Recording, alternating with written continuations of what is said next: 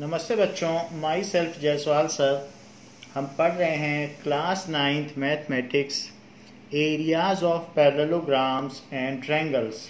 Last class में हमने exercise 9.3 के सेकेंड क्वेश्चन तक कर लिया था। Now let us move ahead with question number 3 of exercise 9.3। So question number 3, it says that prove that diagonals of parallelogram divide it into 4 triangles of equal area। to prove हमें क्या prove करना है कि diagonals of parallelogram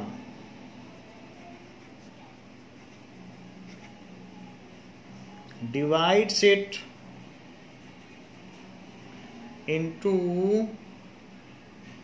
4 parts. इसको 4 parts में divide करते हैं of equal area,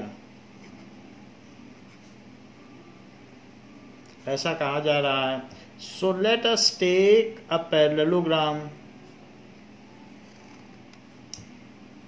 ये हमने पैरेललोग्राम ले लिया है A B C D and its diagonals are, इसके डायगोनल्स ले लेते हैं, that is A C and B D. So diagonals are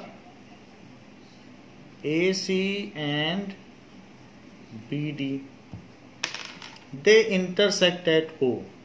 so given parallelogram A B C D ये दिया है, और प्रूव क्या करना है?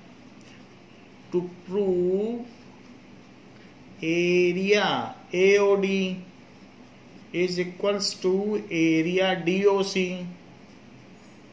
Is equals to area COB is equals to area AOB। ये सारी चीजें हमको प्रूव करनी है। प्रूफ देखिए, we know that diagonals of parallelogram bisect each other as diagonals of parallelogram bisect each other। तो ये चीज इसके इक्वल हो गई और ये साइड इसके इक्वल हो गई। So in triangle DAC, in triangle DAC DO is median, क्योंकि वो मिड पॉइंट से मिल रहा है। DO इज मीडियन, और जब मीडियन होगा तो उसके बाद क्या होगा कि मीडियन इसको और इसको इक्वल एरिया में डिवाइड करता है। जैसे कि हमने एग्जांपल में देख लिया था कि मीडियन, एग्जांपल 3 में, कि median divides triangle into equal area. तो ये मिड पॉइंट पे मिल रहा है तो मीडियन हुआ DO, तो ये और ये एरिया इक्वल हो गया। So area AOD is equals to area DOC। आप इसको क्लैरिफाई कर सकते हैं एक बार कि median divides triangle into 2 equal area. Median divides triangle into 2 equal area, 2 equal area. तो इस तरीके से अब जरा देखो, ऐसे ही in triangle DCB, in triangle DCB CO is median. CO क्यों मीडियन है? क्योंकि ये हाफ हाफ डिवाइड कर रहा है। इस ट्रायंगल की बात सोचो, DCB। So CO is median. तो जब CO मीडियन हो गया तो इसका एरिया और इसका एरिया इक्वल हो गया, क्योंकि अब ये मीडियन है तो इस ट्रायंगल में ये और ये इक्वल एरिया हो गए। So area DOC, area DOC is equals to, तो जो DOC का एरिया है वो किसके इक्वल हो गया, वो COB के इक्वल हो गया। It is area COB। इसका भी रीजन यही है कि median divides triangle into equal area. Similarly आप कह सकते हैं कि इन ट्रायंगल ABC में भी यही बात होगी। सो इन ट्रायंगल ABC, नाउ ऐसे ही इन ट्रायंगल ABC, तो ABC में देख लो, तो ABC में BO इज मीडियन, क्योंकि ये दोनों इक्वल हैं तो BO मीडियन हो गया, तो BO इज मीडियन। तो अगर ये मीडियन है तो ये और ये एरिया इक्वल हुआ, ये और ये एरिया, तो इसलिए area AOB is equals to area COB। So area AOB is equals to area COB। इसका भी रीजन वही है कि median divides triangle into two equal area. अब ये फर्स्ट इक्वेशन हो गई, ये सेकंड इक्वेशन हो गई और ये थर्ड इक्वेशन हो गई। तो आपको इसमें पता चल गया कि ये इसके इक्वल, ये इसके इक्वल और ये इसके इक्वल। जैसे मीरा की एज राधा के इक्वल, राधा की एज जानवी के इक्वल, जानवी की एज श्यामा के इक्वल, तो सभी की एज इक्वल हो गई।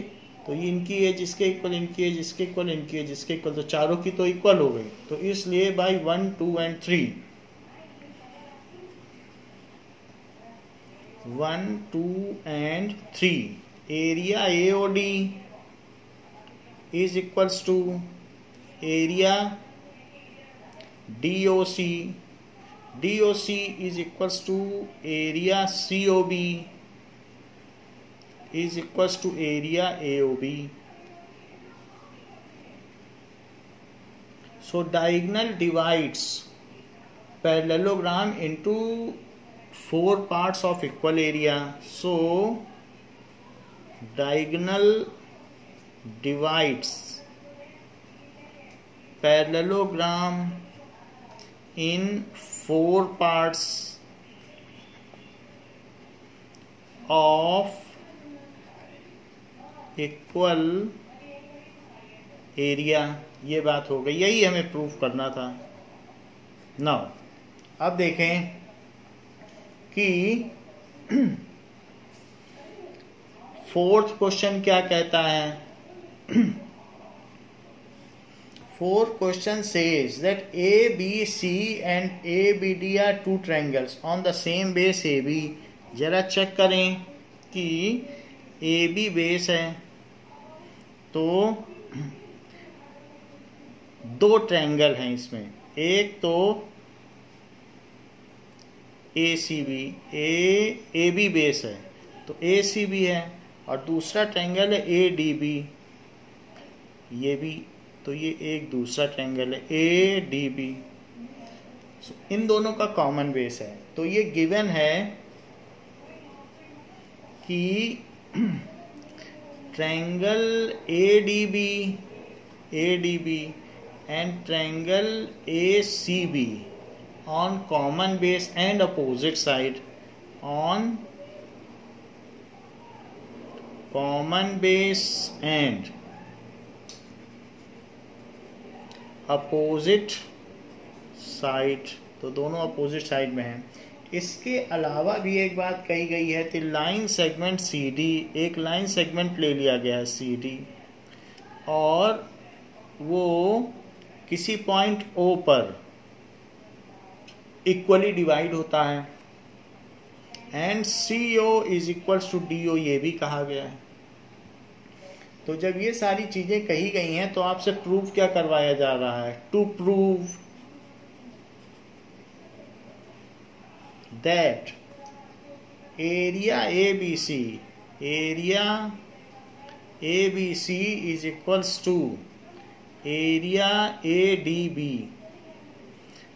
कह रहे हैं कि ACB और ADB का एरिया इक्वल होगा। बड़ी अजीब बात है, हमने ACB रेंडमली कोई भी ट्रायंगल सेलेक्ट किया और ADB भी रेंडमली अपने मन से लिया, लेकिन अगर सिर्फ ये कंडीशन लागू हो जाए कि इनको मिलाने पर जो लाइन है वो बाइसेक्ट होती है, then it is sufficient to conclude कि ऊपर का ट्रायंगल का एरिया और नीचे के ट्रायंगल का एरिया इक्वल होगा। सिर्फ उनको मिलाने वाली लाइन बाइसेक्ट हो जाए, then it is sufficient to conclude. Let us check it, it is interesting to see. तो अब देखें, नाउ प्रूफ देखिए। इसका प्रूफ भी उतना ही आसान है कि in triangle ADC, in triangle ADC AO is median. क्यों मीडियन है? क्योंकि AO इस साइड को इक्वली डिवाइड करता है, इसलिए AOC एरिया इसके इक्वल होगा। जब मीडियन होता है तो इक्वल एरिया में डिवाइड करता है, इसलिए area AOC is equals to area AOD। ऐसा क्यों है? Median divides triangle into two equal area. Median divides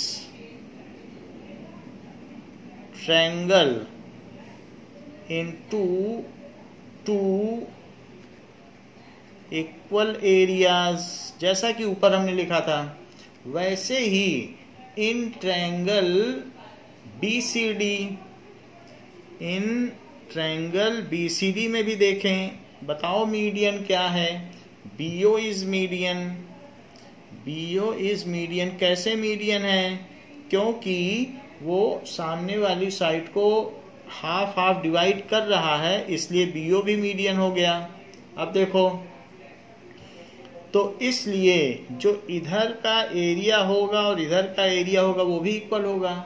तो BOC area BOC is equals to area BOD। इसका क्या रीजन होगा? इसका भी वही रीजन होगा कि median divides triangle into two equal area. अब देखें, लेफ्ट को लेफ्ट में जोड़ दो, राइट को राइट में जोड़ दो, बात बन जाएगी।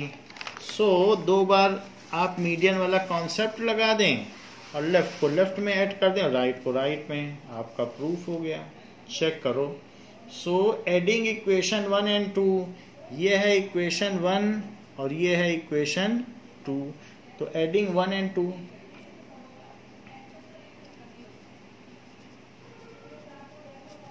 एडिंग इक्वेशन 1 एंड 2, तो इन दोनों को अब ऐड कर दो।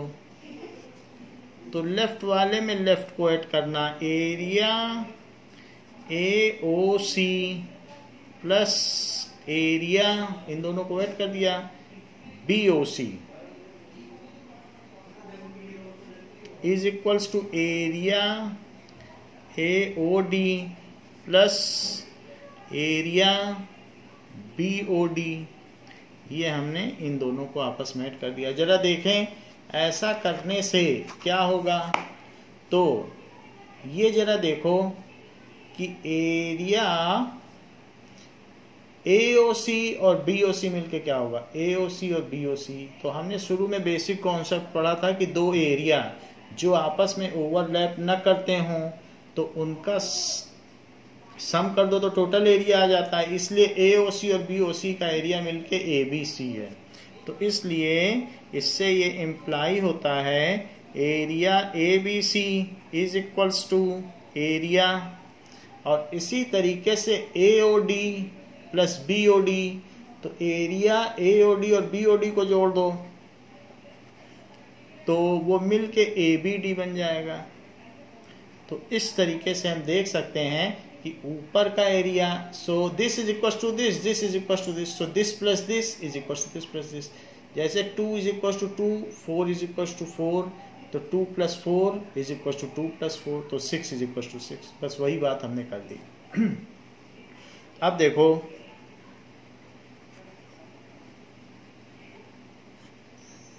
क्वेश्चन नंबर 5 क्या कहता है।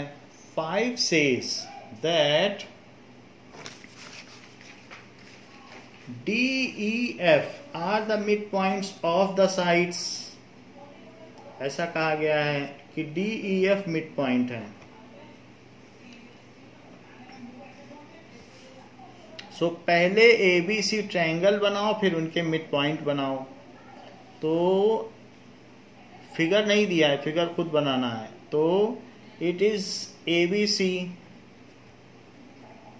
और इसके मिड पॉइंट हैं subsequently D E F are mid points of side B C. B C का मिड पॉइंट डी है और ई किसका है, सी ए का, और एफ किसका है, ए बी का। ऐसे बना लो और फिर इनको ज्वाइन कर दो।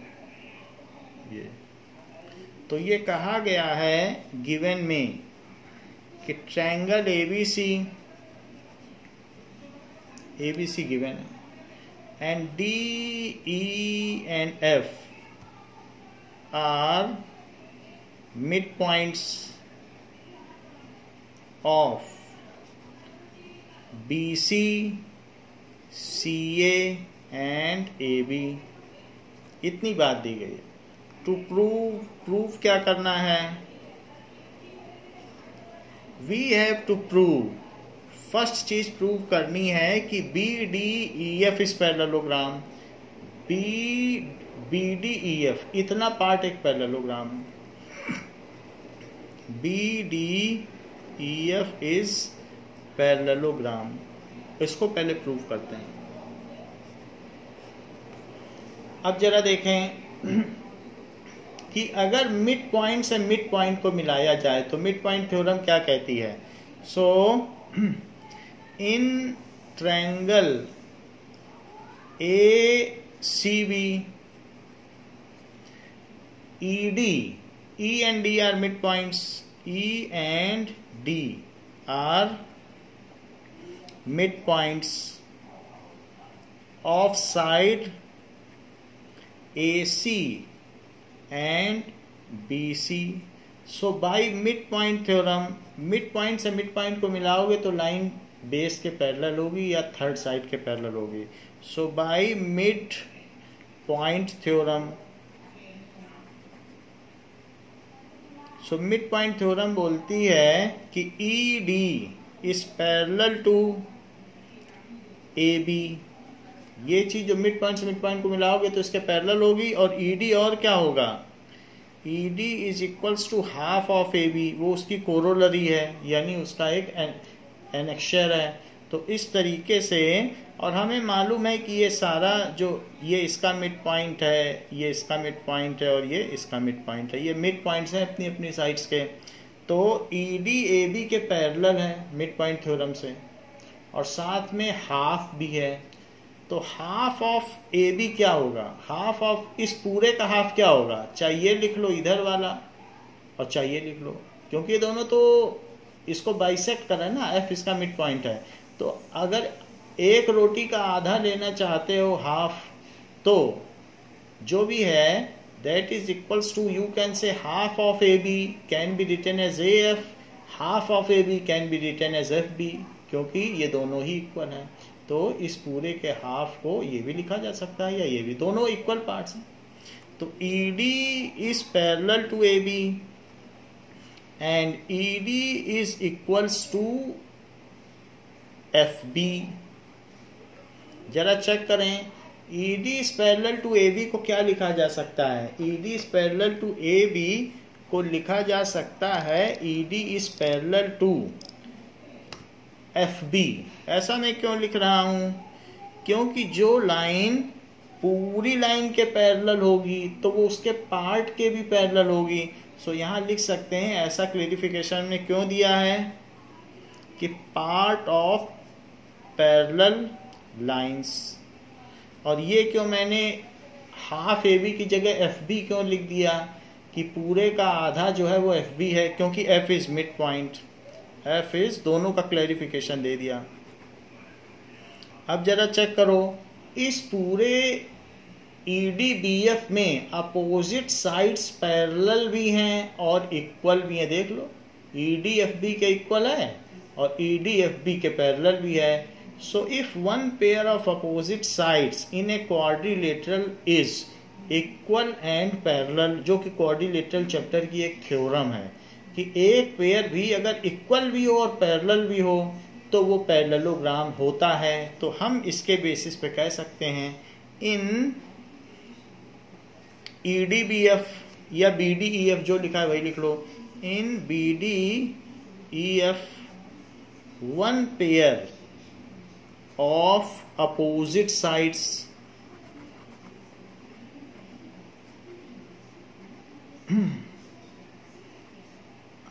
one pair of opposite sides is parallel and equal so ये जो भी है BDEF इस पैरेललोग्राम, यही हमें प्रूव करना था तो इसलिए हैंस प्रूव करते हैं। और इससे सेकंड पार्ट की ओर चलते हैं। सेकंड पार्ट क्या कहता है? सेकंड पार्ट कहता है कि DEF, so to prove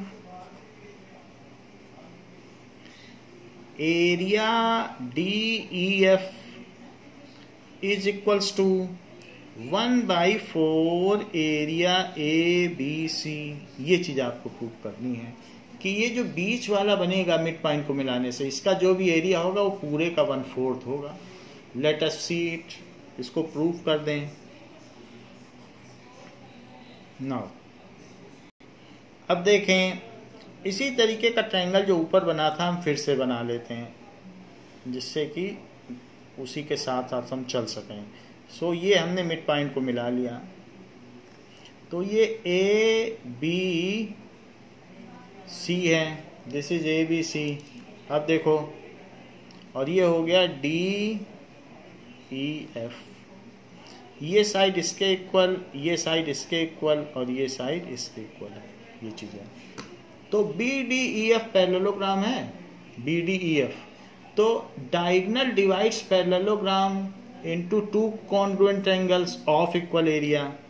So BDEF is parallelogram। ये तो प्रूव कर दिया है, proved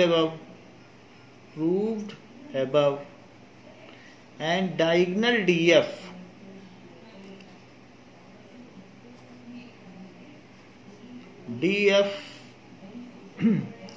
divides it into two congruent triangles।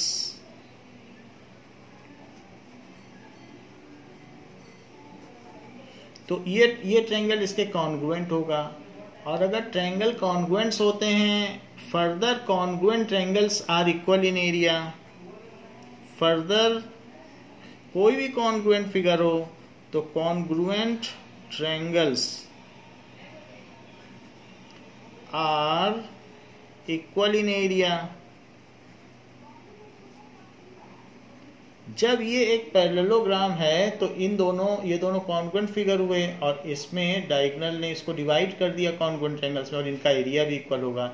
इसलिए एरिया DEF किसके इक्वल हो गया?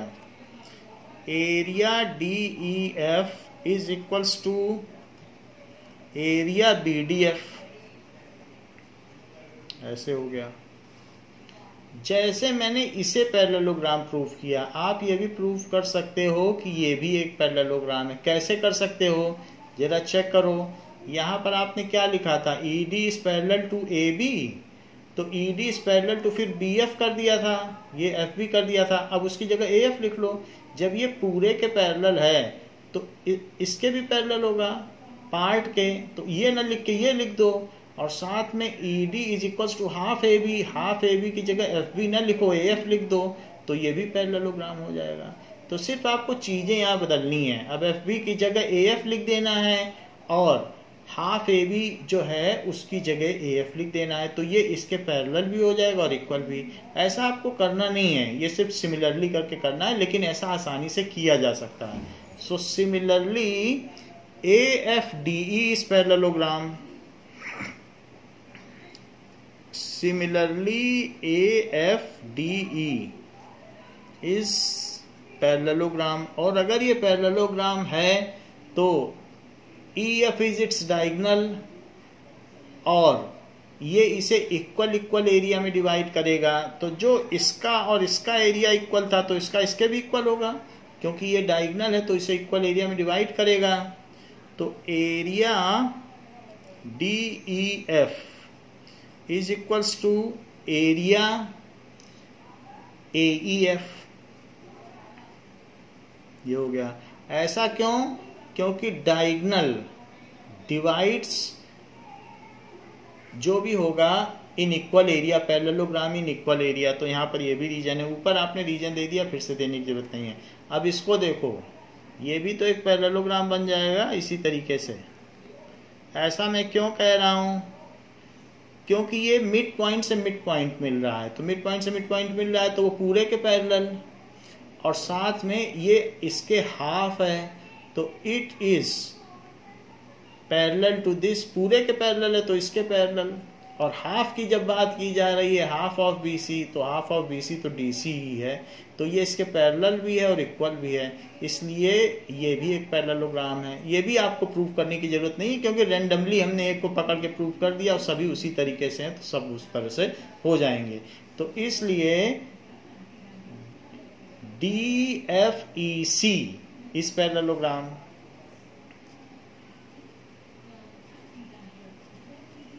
DFEC इस पैरेललोग्राम, और उसका भी डायगोनल उसे इक्वल एरिया में डिवाइड करेगा। तो इसका डायगोनल क्या है? ED, तो वो उसे इसका एरिया और इसका एरिया इक्वल कर देगा, क्योंकि ये डायगोनल है। तो इसलिए DEF का एरिया DCE के इक्वल हो गया। So area DEF is equals to area DCE। ये चीज हो गई। इससे पता चलता है कि इसका एरिया इसके इक्वल, इसका एरिया इसके इक्वल, इसका एरिया इसके इक्वल, सभी का एरिया तो इक्वल हो गया। ये चीज जब सबके इक्वल है तो this is equal to this, this is equal to this and this is equal to this, तो चारों ही तो इक्वल हो गए। तो 2 is equal to 2, 2 is equal to 2, 2 is equal to 2, तो ये सब इक्वल हो गए। तो इन तीनों ही इक्वेशन से हम ये कंक्लूड कर सकते हैं कि all areas are equal. So area DEF को क्या लिखा जा सकता है? DEF को लिखा जा सकता है BDF, एरिया BDF। और क्या लिखा जा सकता है? AEF। और क्या लिखा जा सकता है? DCE, area DCE। ये चीज तो लिखी जा सकती है। फिर इसके बाद अब देखें, नाउ जब इन चारों का एरिया इक्वल हो गया है तो we know that area ABC क्या है? एरिया ABC की अगर हम बात करें तो वो इन सभी का सम होगा, एरिया ABC। जरा देखें, so area ABC is equal to this area plus this area plus this area plus this area, ये लिख लो। So area ABC is area DEF plus area DCE plus area AFE और plus area BDF। लेकिन अभी हमने prove किया कि सारे एरिया तो इक्वली हैं, तो मैं सभी की जगह DEF क्यों ना लिख दूं? क्योंकि ये भी ये सब इसी के तो इक्वल हैं, तो सबकी जगह चाहे BDF हो, चाहे AEF हो, चाहे DCE हो, सबकी जगह DEF ही लिखो। तो इसलिए it is equals to area DEF plus area DEF because all are equal, plus area DEF plus area DEF। अगर आप ये लास्ट लाइन ना भी लिखते तो आप फर्स्ट, सेकंड और थर्ड इक्वेशन से ये बात लिख सकते थे। देख लो, क्योंकि DEF इसके इक्वल, DEF इसके इक्वल, DEF इसके इक्वल, तो इसकी ज़रूरत नहीं थी लिखने की। आप ना भी लिखें तो चल जाएगा। तो अगर आप नहीं लिखते हैं तो आप लिख दीजिए फ्रॉम इक्वेशन 1 2 3, फ्रॉम इक्वेशन 1 2 3, उसी से ही बात बन जाएगी। तो एरिया ABC चारों के सम के इक्वल होगा, क्योंकि ये ट्रायंगल है तो सबका सम करोगे तभी तो उसका एरिया आएगा। तो ये 4 टाइम्स ऑफ एरिया DEF हो गया। This is equals to 4 times of area DEF, area ABC। तो अगर मैं 4 को इधर ले जाता हूं तो 1/4 times area ABC is equals to area DEF। ये कर लो। यही हमें प्रूव भी करना था कि आप देखें फर्स्ट पार्ट में क्या प्रूव करना था कि area DEF is equal to 1/4 of this, जो कि हमने आप प्रूव कर दिया है। So hence proved. ये तो रहा फर्स्ट पार्ट। इसी का ये सेकंड पार्ट है। अब थर्ड पार्ट देखो। थर्ड पार्ट में कहा है टू प्रूव। इसमें क्या प्रूव करना है? So to prove area BDEF is equals to 1/2 times area ABC। ये चीज आपको प्रूव करनी है। तो जरा चेक करें कि एरिया BDEF इसका हाफ है या नहीं है। सो प्रूफ देखिए, एरिया BDEF, पहले LHS लो और LHS को RHS के इक्वल कर दो, प्रूफ हो जाएगा। BDEF क्या है इसको आप फिगर में देखो। BDEF, so BDEF is equals to, it can be taken as, यहां देखें, सो BDEF, तो BDEF ये वाला एरिया है BDEF। तो अब आप क्या करेंगे? It is equals to area DEF plus area BDF। अगर आपको इस पैरेललोग्राम का एरिया लेना है BDEF तो इन दोनों का लेना पड़ेगा सम, कि नहीं? तो दोनों का सम ले रहा हूं, एरिया BDF। लेकिन ये दोनों एरिया तो हमने इक्वल प्रूव कर दिए हैं, तो इसलिए area DEF plus area BDF, तो उसको भी DEF लिखा जा सकता है। ऐसा इक्वेशन 1 से किया जा सकता है, फ्रॉम इक्वेशन 1, क्योंकि फर्स्ट इक्वेशन में हमने इन्हीं दोनों का एरिया इक्वल किया था। तो इसको क्या लिखा जा सकता है? 2 टाइम्स एरिया DEF। अच्छा, सेकंड में आपने क्या प्रूफ किया था? आपको याद है कि एरिया DEF को क्या प्रूफ किया? 2 तो बाहर निकाल लो। क्या आपने इसको 1/4 ऑफ एरिया ABC प्रूफ किया था? ऐसा आपने सेकंड में प्रूफ किया था। Proved in part 2। DEF को ये प्रूफ किया था 1/4 है बीच वाली चीज, जो बीच का एरिया है वो पूरे का 1/4 है, तो ये प्रूफ किया था यही चीज। तो आप देख लें, यही चीज तो प्रूफ की थी आपने सेकंड पार्ट में, तो वही हमने लिख दिया है। तो ऐसा करने से आप लिख दें कि प्रूव्ड इन पार्ट 2, ये प्रूफ किया है। तो ये 2 से ये कट जाएगा तो 2 आ जाएगा। सो हाफ एरिया ABC, अब यहां पे क्या बच जाएगा? Half area ABC। तो ये RHS आ गया। इस तरीके से हमने एरिया BDEF को हाफ एरिया ABC प्रूफ कर दिया, जो कि हमें प्रूफ करना था। Hence proved. तो ये चीज प्रूव हो गई कि मिड पॉइंट जब मिलाओगे तो उससे जो चीज बनेगी उसका एरिया पूरे ट्रायंगल का 1/4 होगा। ये बात मेनली इसमें ये प्रूफ किया गया। बाकी चीजें तो और भी हैं। अब देखें, now sixth question. Sixth question says that diagonal AC and BD of quadrilateral ABCD intersect O। तो ऐसा कहा गया है। तो सिक्स्थ क्वेश्चन में ऐसा क्वेश्चन दिया गया है।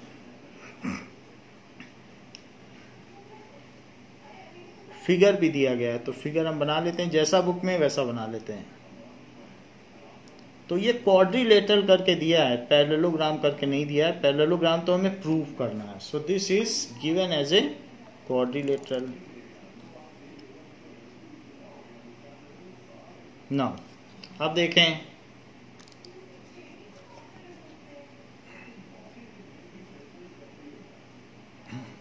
ये चीज।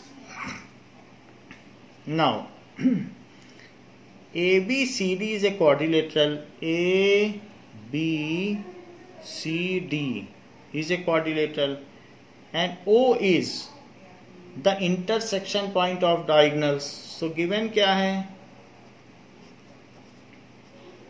ABCD is quadrilateral and diagonal intersect at O such that OB is equals to OD. ये दोनों इक्वल हैं। OB is equals to OD, ये भी दिया गया है। अब देखो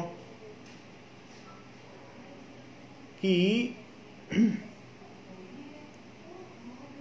if AB is equals to CD, एक और भी बात कह दी गई है कि AB CD के भी इक्वल है। AB is equals to CD, तो क्या प्रूफ करना है? इतनी चीज हमें दी है, इसमें 3 पार्ट्स प्रूफ करने हैं। तो इसलिए फर्स्ट पार्ट पहले देखो, टू प्रूफ करना है area DOC is area AOB। Area DOC is equals to area AOB। Now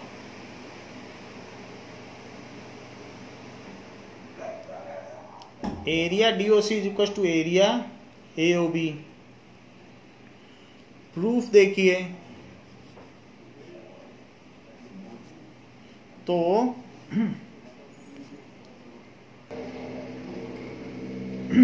now अब हम DOC को प्रूव करना है। DOC is equals to AOB। तो उसके लिए आप क्या करें, इस पे कंस्ट्रक्शन कर दें।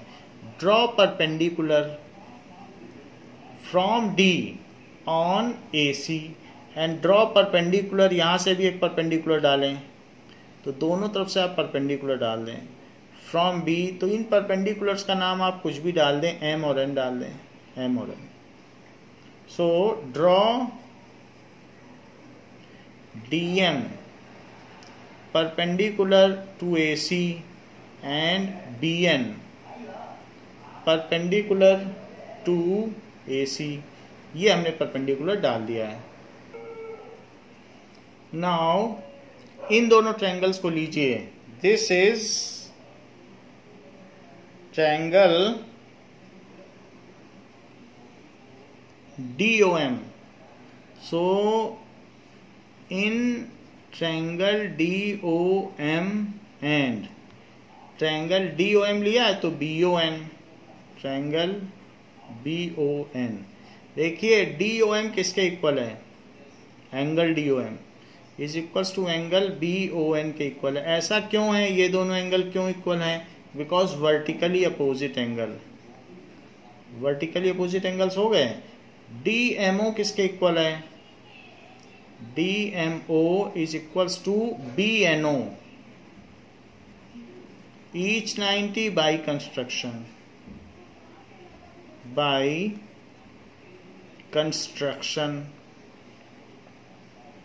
और साथ ही साथ DO is equals to BO। ऐसा क्यों?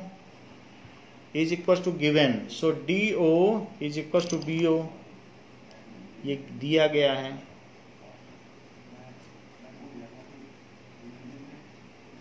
तो इससे आपको क्या पता चलता है, इसमें कौन सी कॉन्ग्रुएंसी लग रही है? AAS, फिर से देखो AA, यहां से शुरू करो, AAS लगातार होनी चाहिए, AAS। So by AAS congruency, by AAS congruency criteria, तो कॉन्ग्रुएंसी क्राइटेरिया जब हम ले लेंगे तो ये ट्रायंगल कॉन्ग्रुएंट हो जाएंगे। तो triangle DOM is congruent to triangle BOM and congruent figures are equal in area, so area DOM is equals to area BOM। ऐसा क्यों? Because congruent figures are equal in area, figures are equal in area। तो ये बात हो गई, तो इसको area equal कर दिया। अब ये जो फर्स्ट इक्वेशन है इसकी CPCT क्या कहती है? इसकी CPCT कहती है कि DM is equal to BN। तो अब मैं इन दोनों ट्रायंगल को कॉन्ग्रुएंट प्रूव करूंगा, क्योंकि इसका एरिया तो इक्वल कर दिया, अगर इसका भी इक्वल हो जाएगा तो इन दोनों का सम और इन दोनों का सम कर दूंगा और हमारी चीज प्रूव हो जाएगी कि एरिया DOC BO एक इक्वल है। तो फुटकर मैं प्रूव कर रहा हूं, पहले इसका एरिया इसके इक्वल किया, अब इसका इसके कर रहा हूं। जरा चेक करें, in triangle DMC, in triangle DMC and triangle BNA, इन दोनों को ले लो। तो इसमें DM is equals to BN, DM is equals to BN। ऐसा क्यों? DM is equals to BN के क्यों इक्वल है? CPCT of equation 1, DM is equals to BN, लिखो इसको BN है, BN, DM is equals to BN। तो यहां BN लिख लो, ये गलती से हम लिख गया है। अब देखो DM is equals to BN हो गया। अब जरा देखें और क्या क्या चीजें इक्वल हैं। इसके अलावा DMC is equals to BNA, क्योंकि 90 डिग्री है। So angle DMC is equals to BNA, angle DMC is equals to angle BNA, each 90 degree by construction. और ये क्यों है? CPCT ऑफ इक्वेशन 1, ये हो गया। तो वो चीज CPCT से इक्वल हो गई कि ये चीज इसके क्यों इक्वल है, और दूसरा 90 हो गया। तीसरा ये ले लो side, so DC is equal to AB, ये तो गिवन ही है, तो DC is equal to AB, DC is equal to AB, ये भी है, तो ये गिवन है। तो देखो क्या RHS कॉन्ग्रुएंसी बन रही है, चेक कर लीजिए। तो या और कुछ बन रही हो तो DM, ये एक साइड हो गई, साइड राइट एंगल और हाइपोटेनियस। तो इसी तरीके से BN, DM is equal to BN, तो CPCT से आया है ना, तो साइड साइड के इक्वल हो गई, 90 डिग्री भी हो गया और हाइपोटेनियस भी हो गया। तो इस तरीके से R, H और S, तो यहाँ पर भी राइट एंगल, H, हाइपोटेनियस और साइड। तो बाई RHS कॉन्ग्रुएंसी क्या हो जाएगा? सो यूजिंग RHS कॉन्ग्रुएंसी ये दोनों ट्रायंगल भी कॉन्ग्रुएंट हो जाएंगे और इनका एरिया भी इक्वल हो जाएगा। सो इस चीज को आप लिख लें, by RHS congruency triangle DMC is congruent to triangle BNA, और फिर एरिया लिख लो, DMC is equals to area BNA, ये हो गया। ऐसा क्यों?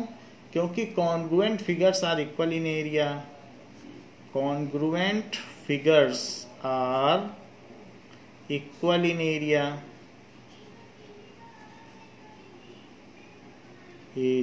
तो ये चीज ले ली।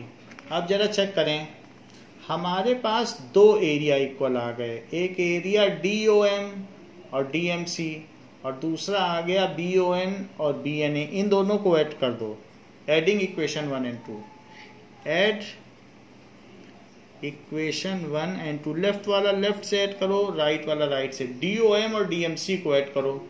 सो देख लीजिए, DOM को DMC से ऐड कर रहा हूं। So area DOM plus area DMC is equal to, right को राइट से ऐड करो, एरिया BON और BNA, area BON plus area BNA, इनको ऐड कर दीजिए। अब फिगर देख लीजिए। तो फिगर देखने से आपको क्या लगता है कि DOM और DMC, DOM और DMC, इन दोनों का एरिया जोड़ो, DOM और DMC, DOM और DMC, तो क्या बन जाएगा? DOC। यही तो पूछा गया है, तो इसलिए इसको आप क्या लिख लें? Area DOC। क्या आप मुझे बता सकते हैं कि BON और BNA, BON और BNA, इन दोनों का एरिया जोड़ दोगे तो क्या बन जाएगा? AOB। तो एरिया AOB। इस तरीके से हमने इसका फर्स्ट पार्ट प्रूव कर लिया है। Now first part has been proved कि इन दोनों का एरिया इक्वल है। एरिया DCB, अब दूसरी बात पूछी गई है कि DCB is equal to area ACB, ऐसा कह रहा है। ये ज्यादा आसान है। To prove area DCB is equals to area ACB, let us prove it। Check करें। नाउ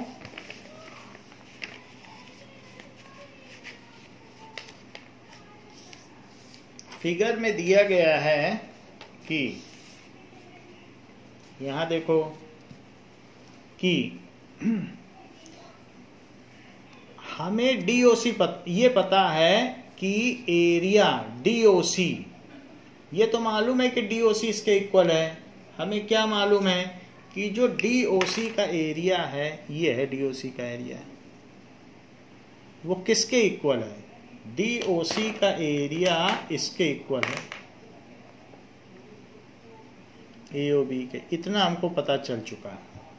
अगर मैं इसमें ये जोड़ दूं और इसमें भी ये जोड़ दूं, equal area can be added to both, तो इसमें ये जोड़ दोगे तो क्या आ जाएगा? इसमें ये जोड़ दो, ये जोड़ दो, इसमें ग्रीन वाले में ग्रीन जोड़ दो, और रेड वाले में भी यही जोड़ दो, रेड वाले में रेड जोड़ दो, तो इसमें ये जोड़ दो और इसमें भी यही जोड़ दो, तो ये पूरा बन जाएगा कि नहीं?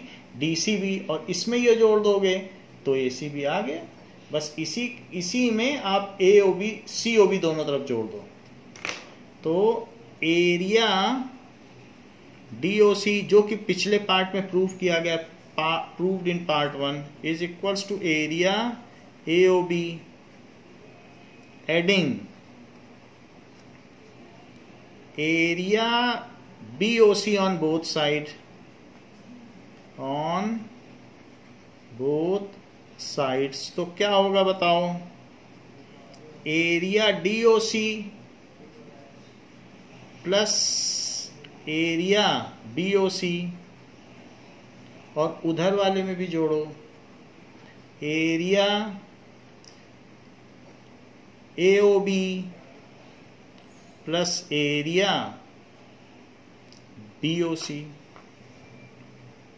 दोनों तरफ हमने ऐड कर दिया। तो DOC और BOC जोड़ दो, DOC और BOC बन गया ना DCB। तो इसलिए एरिया DCB, और ऐसे ही AOB में BOC जोड़ दो तो पूरा बन गया ट्रायंगल, AOB और BOC, पूरा ट्रायंगल का एरिया हो गया। That is area ACB।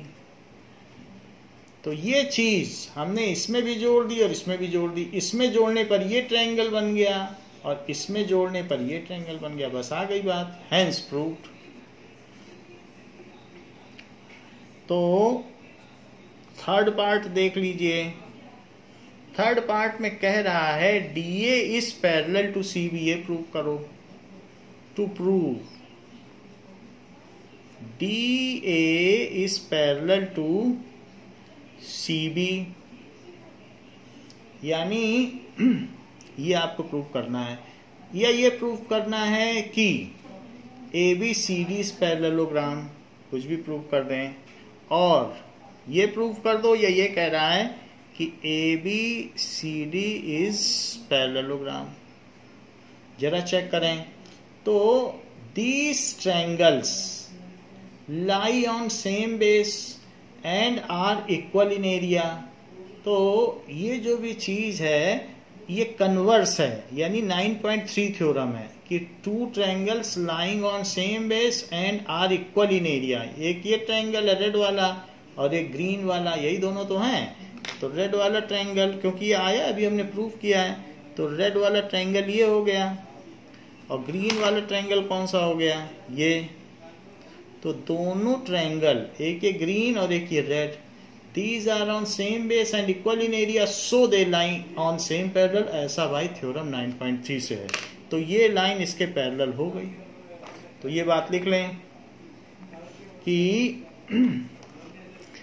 Proof देखिए, तो प्रूफ में क्या है कि triangle DBC and triangle ABC lie on same base and कौन से बेस में, same base BC and are equal in area. तो सेम बेस भी है और इक्वल इन एरिया है, तो इससे ये 9.3 थ्योरम बताती है कि वो बिटवीन सेम पैरेलल्स होंगे। And are equal in area, so अब देखें इक्वल इन एरिया तो है, इक्वल इन एरिया हमने प्रूव कर दिया। तो प्रूव्ड इन पार्ट 2, पार्ट 2 में हमने प्रूव किया है कि नहीं इक्वल इन एरिया, ये देखो। So by theorem 9.3 they lie between same parallel. So by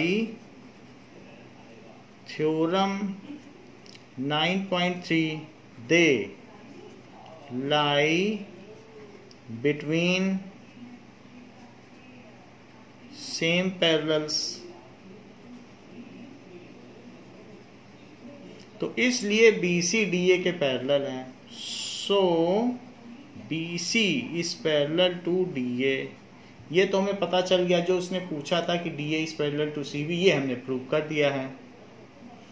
further अब इसके आगे देखो, ये जो एंगल है, ये एंगल क्या इसके इक्वल है? हाँ, क्योंकि इस ट्रायंगल को हमने इसके कॉन्ग्रुएंट प्रूव किया है, तो उसकी CPCT हमें यह अधिकार देती है कि angle DCM is equals to angle BAN।